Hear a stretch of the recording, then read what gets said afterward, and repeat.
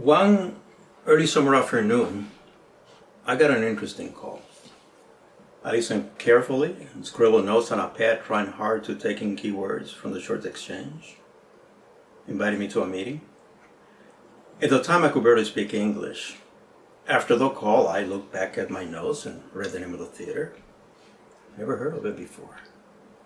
I looked back, read the name of the caller, some director or producer. Never heard of him either. No bells were ringing.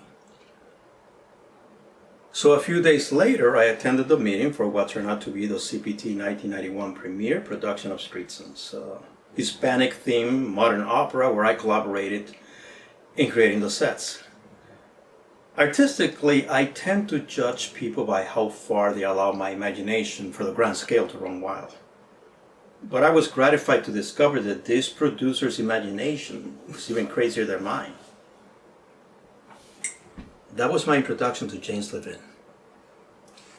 This was a time when Jim was going through his badass period. He was surrounded by a like-minded group of mavericks, but he still managed to stand out above the crowd. If you were going to cast a movie with a gritty story and an unconventional hero, James Levin would be on top of that list. Perhaps the first thing about Jim that engaged you was his persona. Very unique. You could describe him as laconic, a lone wolf, a man of few words. This was and still is part of his charisma.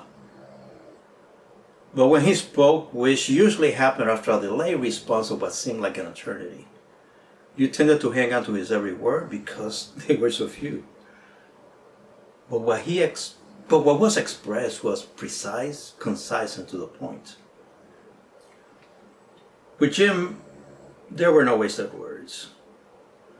He would listen to you attentively without even blinking, then frown slightly, seeing mild constipation, wait to the last millisecond to respond, and then, just when you were expecting a torrent of wisdom to come spouting out, he would inhale deeply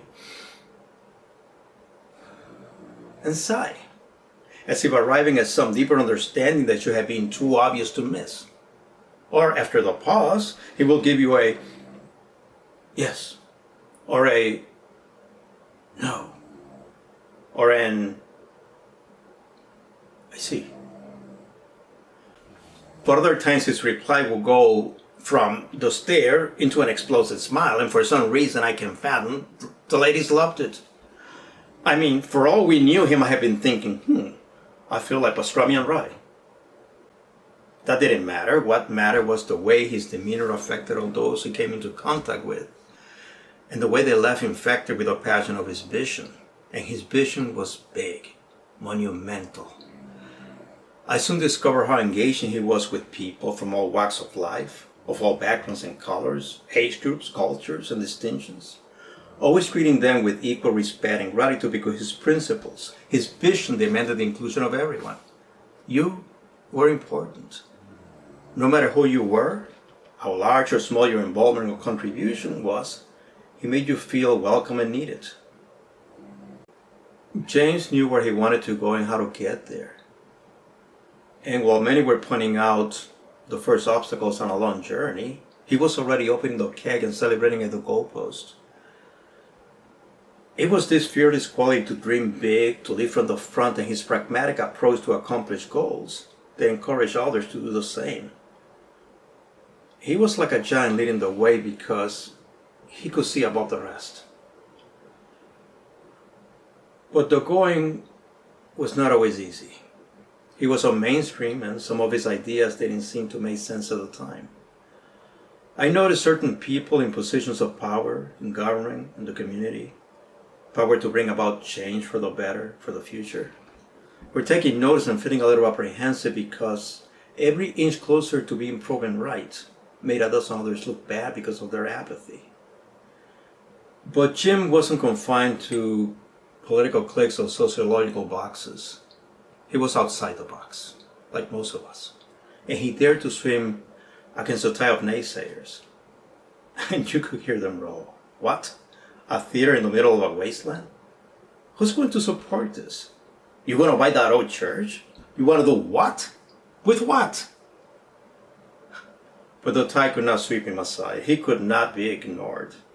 Instead, he kept driving forward, even in rough times, clearly articulating his goal and inspiring those he came across with his passion, his energy, inspiration, and motivation, until we were all rowing in the same direction to the finish line.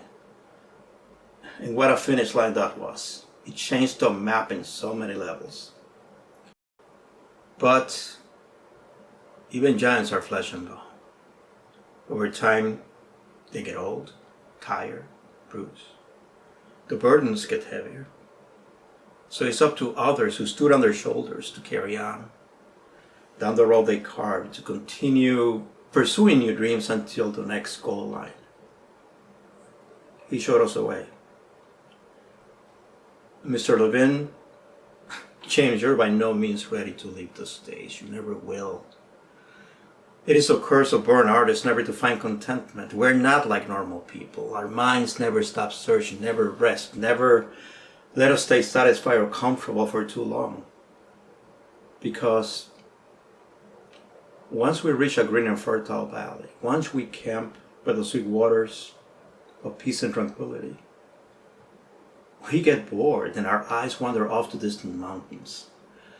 And in time, we give in to the urge to journey on and find out what's on the other side. We live our lives in search of purpose. And I, for one, can't wait to see where you're going to take us next. Here's to you.